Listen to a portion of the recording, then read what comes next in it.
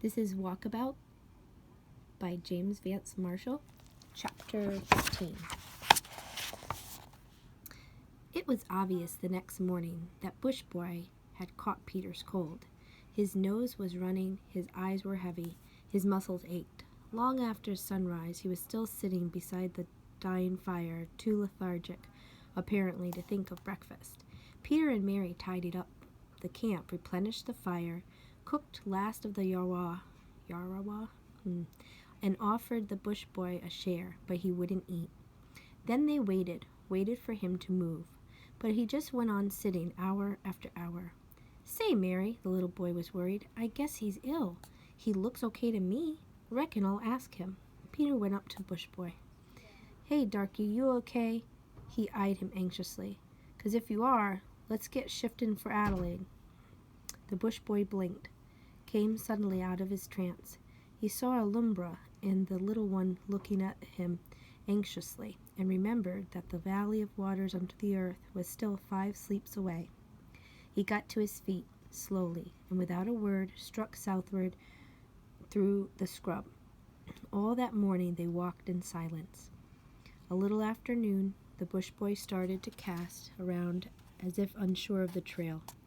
24 hours ago, he'd have to explain to Peter what he was looking for, but he was too preoccupied now. He soon found what he wanted, the claw marks of a food-searching bird. He followed the marks up, picking out a trail that the white children never saw. A trail of toe scratchings, odd feathers and droppings. A trail that led to at last to a circular hillock 3 feet high. A hillock built by the tailgula, bush turkey, out of earth and decomposing leaves. Inside the hillock, the Bush Boy knew would be eggs, the eggs of the bush turkey, the fowl that knows no broodiness, that lays its eggs and wanders off, leaving the warmth of the decomposing leaves to hatch its deserted offspring. There were 14 eggs in the mound, each partitioned off from its neighbors by walls of decaying leaves. One by one, the Bush Boy unearthed them, steaming, pink-tinted, the size of golf balls. The children roasted and ate them. The firm, nut-flavored flesh was nourishing. It satisfied their hunger, but sharpened their thirst. Of water there was no sign. The midday rest was longer than usual, and once again the white children had to coerce the Bush Boy into making a start. His cold was coming out now. His nose was streaming, his eyes were heavy, his sneezes were interspersed by an occasional cough. When at last he did start off, his pace was slow, as if every step was an effort. Peter tried to cheer him up, but without success. The aboriginal had gone into a semi-trance. He moved like a sleepwalker, lost in the world of his own. "Say, Mary," the little boy was worried. "He ain't well. You do something. He just got a cold, Pete, like you had. Nothing to fuss about. But look at his eyes. They're all queer and starey." But the girl wouldn't look at the Bush Boy's eyes.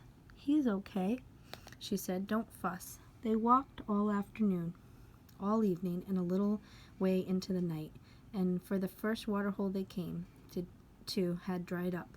In the second well, the water was brackish and faintly salt, but the children drank it greedily. The Bush Boy wasn't going to bother over a fire, but Peter and Mary, tired as they were, collected wood and persuaded the aboriginal to help them get it alight. Then the 3 of them, utterly exhausted, lay down to sleep. Peter dropped off at once, Mary after a little while, but the Bush Boy stayed awake hour after hour. He felt one hot minute and cold the next. Convinced that he was getting the fever that comes with the rains, he kept feeling his forehead. And a little after midnight his fingers came away damp. He started to tremble then. He hoped the lubra and the little one knew how to make a burial platform, high off the ground, so that the evil spirits couldn't creep out and start to molest his body. Next day the sun had risen high before the children were on the move. They had no breakfast, and Bush Boy was noticeably weaker. But at last they started off, headed south by west across the level plain. In the distance, heat hazed and very far away, they could see a low range of hills. The bush boy pointed to the hills. Arkulula, he said, and that was the only word he spoke until their midday rest. But a little before noon he came, if only for a moment, out of his lethargy. It was Peter who saw the echinida first, a pair of porcupine-like creatures scurrying between two clumps of yucca. He grabbed the bush boy's hand. "Look, food, Eumora!" The bush boy came suddenly to life. He snapped off a branch of the yucca and leapt after the echinida. I don't know how to say that word, I apologize. They heard him coming. They tried to escape in the only manner they knew, by diving underground, by burrowing into the earth as if it were chocolate marshmallow. But the bush boy was too quick for them. With a thrust of a yucca, he blocked their getaway. With the end of the branch, he prized them up to the surface. He unrolled them skillfully, avoiding their quills, and set them down on the sand. In the pouch of the female, he found a tiny replica of herself, a frightened, blinking pup whose quills were soft as chickens' down. Gently he put the mother down, set her free to tend her young, to raise the pup to a size more suitable for food. But for the male there was no reprieve. His death blow was mercifully swift. His body was tossed to the lubra. They ate him when day was at its hottest, casseroled in eucalyptus leaves. For a long time that afternoon the hills seemed to come no nearer. Then quite suddenly the children were walking into their shadow.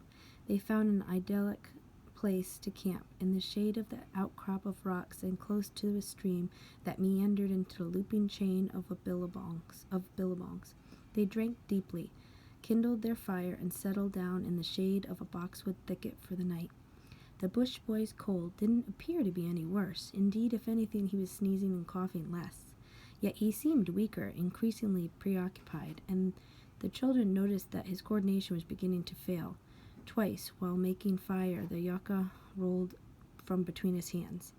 Peter was very solicitous, seeing the bush boy huddled by the fire, yet still trembling, he supposed with cold. He took off his shorts and tried to cover him up. And the aboriginal seemed to be grateful. Peter looked at him thoughtfully, then at his sister. He had an idea. "Hey, Mary!" His cheerful shout echoed back from the rocks. "The darky's cold. Couldn't he have your dress?" The girl's mouth fell open. For a second she stared at her brother in disbelief. Then she swung round and started to bank up the fire. But the little boy wasn't put off. "Gee, Mary, don't be a meanie. He's cold." The girl said nothing. Peter looked at her curiously. Her face had gone suddenly pale. Her eyes once again were frightened, hunted. "I think you're scared," the little boy announced with unexpected relish. Cowardy girl, cowardly girl." Mary turned away. She hid her face in her hands. If only he wasn't so small. If only he was a few years older, then he'd understand. She saw the bush boy looking at her, watching her, and she shivered. The Southern Cross blazed out of a cobalt sky. The sundown wind faded to a whisper, and a pair of the marsupial rats, their eyes aglow like luminous peas, hopped hesitantly round the campsite. Mary threw a branch of yucca into the flames. The sparks crackled and flew, and the rats, with the tiny ping-ponging hops, fled. The stars glowed like gems. The desert and the children slept. Next morning, Peter woke early. He yawned, stretched, looked first at the others, still asleep, then at the billabongs. The water looked cool and tempting. He got up, strolled across the nearest pool, sat on the edge, and dangled an exploratory toe. The water was delightfully warm, but shallow, barely up to his knees. He wandered upstream, seeking a deeper, more exciting pool. He found it on the far side of the outcrop of rock. A granite-encircled basin, fed by a miniature waterfall. With a noisy belly flop, he dived in. The pool was exactly the right depth, up to his armpits. Working his way under the waterfall, he reveled in the cascading sunlit spray. He stayed a long time in the water, soaking every pore of his sturdy young body. He noticed the satisfaction that his body wasn't white any longer.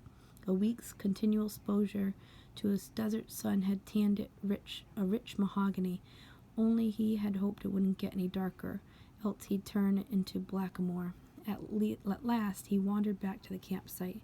The bush boy was still asleep, but Mary had just woken, and he told her about the rock-bound billabong. The girl looked at the aboriginal and saw that he was motionless, apparently fast asleep.